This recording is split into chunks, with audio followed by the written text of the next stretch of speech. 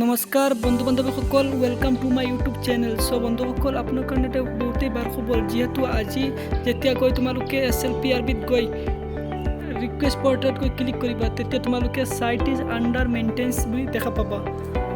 So আজি যেহেতু কিবা এটা দিব SLPRB অফিচিয়েল সাইটত, হয়তো Assam police SI written cut off দিব পাৰে, নতুবা তোমালোকৰ আসাম পুলিচ কমান্ডোৰ সাইকোমেট্ৰিক টেষ্ট নতুবা আসাম পুলিচ 2134 পোস্টৰ বিবা টেষ্টৰ কিবা এটা নোটিছ দিব।